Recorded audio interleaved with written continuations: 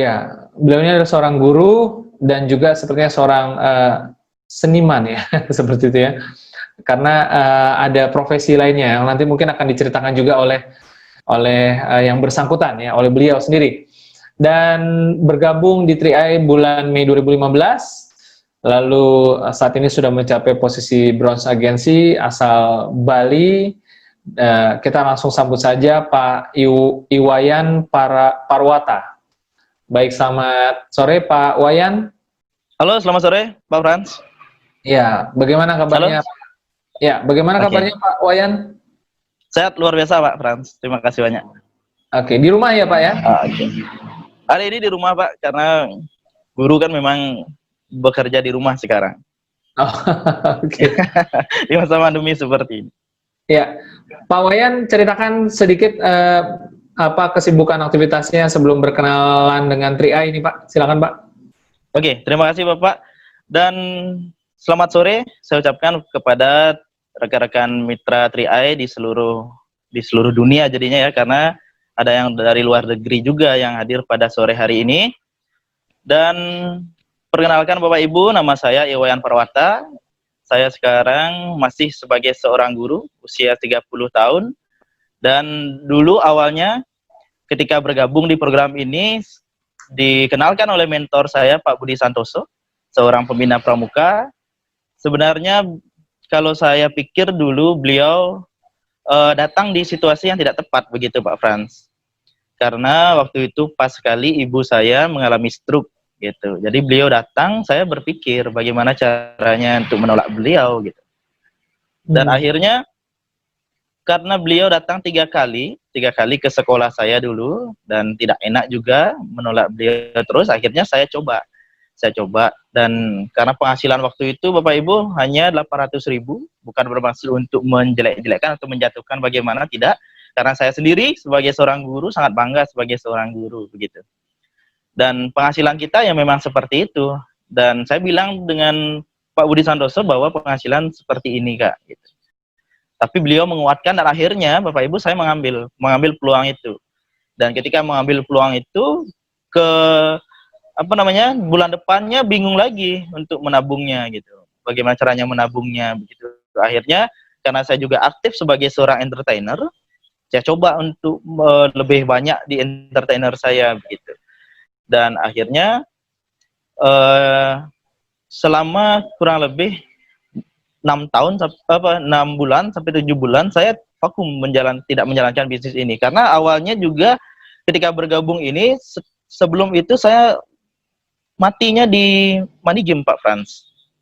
Jadi sempat matinya di money game di MMM dulu itu, karena dikenalkan oleh teman kuliah dan kita tidak tahu bahwa harus ada persetujuan dari otoritas jasa keuangan seperti itu. Menurut mereka sih itu tidak perlu, tapi akhirnya ya sudah seperti itu jadinya, dan teman-teman di sekitar pun mulai menjauh. Nah, jadi awalnya tidak berminat sama sekali awalnya Pak Frans untuk Tri-Eye ini karena kesulitan keuangan. Seperti itu Pak Frans.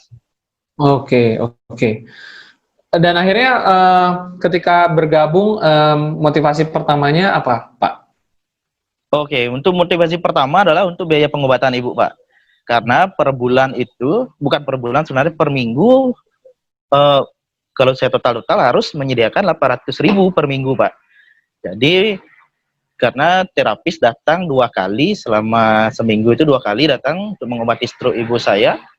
Jadi per bulannya itu paling tidak harus menyediakan uang sekitar 1.600.000 hanya untuk ibu saja dulu, belum kebutuhan yang lain. Sedangkan penghasilan hanya 800.000 waktu itu. Dan akhirnya saya coba mengenalkan program ini ke teman-teman saya, para penari, teman-teman di sekitar kita, lalu juga teman-teman guru. Dan karena mereka tahu latar belakang saya awalnya pernah kalah di money game, mereka tidak ada yang percaya seperti itu Pak Frans. Jadi awalnya akhirnya saya coba-coba pulang dari nari tidak langsung ke rumah jam 11 malam, jam 12 malam, tidak pulang langsung ke tempat teman-teman yang masih begadang waktu itu. Akhirnya dapat 5 orang awalnya, Dan dari situ baru saya merasa bahwa ternyata bonus dari ini beneran ada gitu. Tidak seperti yang waktu ini. Nah, itu sebenarnya motivasi pertama dan awal ketika mendapatkan bonus elit itu. Saya bilang ke orang tua bahwa saya mau coba fokus di program ini. Awalnya orang tua juga tidak mendukung Pak Frans gitu. Mungkin satu kali aja bisa begini, tapi selanjutnya bagaimana? Nah begitu. Karena motivasi yang kuat juga tidak melihat rada membandel begitu ya. Saya cobakan terus ini Pak. Saya cobakan, akhirnya mulai teman-teman beberapa teman-teman mulai ada yang mau ikut, kemudian teman-teman entertainer, guru juga dan sekitar perlahan-lahan mulai melirik bisnis ini Pak Frans. Oke, berarti tidak menyerah di percobaan pertama, tapi coba terus dan gali terus dari orang-orang yang berbeda yang ada di sekeliling Pak Wayan, begitu ya? Iya, benar sekali Pak Frans. Karena orang terdekat kita sudah menjauh duluan Pak Frans. Jadi itulah sebenarnya motivasi terkuat saya, karena mereka bilang, ngapain kamu ikut yang begini? Kan sama aja seperti yang waktu ini. Nah, seperti itu. Jadi ketika saya sudah memprospek teman-teman kita, bahkan di suatu hari ketika saya datang ke kerumunan teman-teman, begitu Pak ya, tempat nongkrongan teman-teman, belum datang, belum duduk juga teman-teman sudah bubar duluan Pak Frans. Gitu. Takut di prospek katanya, ngapain deket-deket Wayan ini? Mungkin bercanda Pak Frans ya, mereka bercanda, tapi kita saya melihatnya itu sedikit gini juga, down juga waktu itu, bahkan pertemanan jadinya tidak bagus jadinya pada saat itu gitu. Karena mereka menjauhi karena gagal sebelumnya, takut di prospek katanya sih. itu yang serunya Pak Frans di awal-awal. Pak Wayan kan aktif guru, terus seorang entertainer juga ya, penari api begitu kan. Sampai sekarang masih itu ya, sebelum COVID 2019 masih suka itu kan, entertainer juga kan, fire dance begitu kan? Masih Pak Frans. Jadi memang penghasilan kedua saya adalah dari menari, dari entertainer, selain dari 3i dan jadi guru. Karena dari sana kita bisa melihat sekali tampil gitu Pak Frans ya, sekali tampil kita langsung mendapatkan bayaran gitu. Iya. Jadi itu yang karena mengejar penghasilan waktu itu saya kejar terus itu Pak Frans. Menari itu. Sebelum masa pandemi ini lancar, dan selama pandemi ini, nah kita tidak bisa berkata apa-apa Pak Frans, orang entertainer, karena basic kita di Bali kan sebenarnya pariwisata. Sedangkan pariwisata kita selama kurang lebih 4 bulan, 5 bulan ini sudah jauh. Banyak teman-teman kita yang dirumahkan dalam tanda kutip begitu. Oke. Jadi ya seperti itu Pak Frans kalau entertainer. Bagaimana membagi waktunya? Kan aktif sebagai guru, aktif sebagai fire dancer begitu di tahun 2019, 18, 17 kan kemarin. Dan juga aktif di 3i. Ini kan berarti ada 3 aktivitas. Kadang orang punya 2 aktivitas saja, bekerja di kantor dan 3i saja rasanya sudah ngos-ngosan, dia capek gitu kan. Nah ini 3, itu gimana Pak Wayan bisa mengatur waktunya Pak? Jadi sebenarnya seperti ini Pak Frans. Ketika mengenalkan program 3i ini, dan yang saya sukai dari program 3i ini karena waktu yang fleksibel Pak Frans. Kan bisa dikenalkan ke siapa saja, di mana saja, tidak perlu datang ke kantor, hanya dengan free chat dan orek-orek saja sudah bisa kita jalankan bisnisnya, begitu Pak Frans. Jadi karena pagi kita ke sekolah sampai jam 3 saya di sekolah, karena sekolah swasta. Jadi selama masa istirahat jam 9.15 istirahat pertama di sekolah, dan jam 12:15 istirahat kedua, di situ baru bermain HP. Bermain HP dalam artian kita mengenalkan program ini ke teman-teman di Facebook, kemudian di WhatsApp. Dan sore harinya ketika ada job nari, saya ambil job nari itu sambil mengenalkan program ini ke teman-teman juga. Tantangan kita adalah di entertainer Pak Frans, karena seperti yang saya sampaikan tadi, seorang entertainer itu dia sekali job, sekali mendapatkan penghasilan, dapat penghasilan, dan seperti gampang begitu Pak ya. Karena sekali nari, kita bersenang-senang, kita dibayar. Nah seperti itu. Jadi ketika mengenalkan program ini, teman-teman belum begitu tertarik, karena entertainer masih bagus, gitu. Seperti itu cara membagi waktunya. Oke. Dan waktu memulai kan juga ya mungkin udah ada aktivitas fire dancer begitu Pak ya, yang mungkin penghasilannya cukup lumayan. Tetapi juga sebagai seorang guru yang pendapatannya juga terbatas, saat itu mungkin secara keuangan juga masih diperjuangkan karena yang tadi Pak Wayan bilang ya, berjuang untuk dapat penghasilan begitu. Nah, bagaimana Pak Wayan melihat kan banyak orang juga yang mengatakan, waduh saya keuangannya lagi terbatas nih.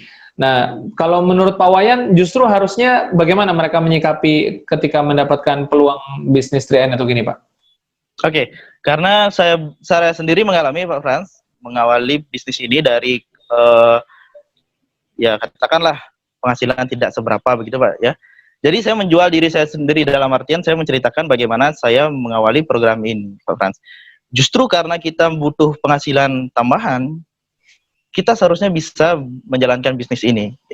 Karena kalau saya, mohon maaf, bukan bermaksud untuk membandingkan seperti itu, karena di program 3i ini kita kan membantu Pak ya, bahu-membahu, saling membantu teman. Kalau di yang lain, itu persaingannya keras sekali Pak.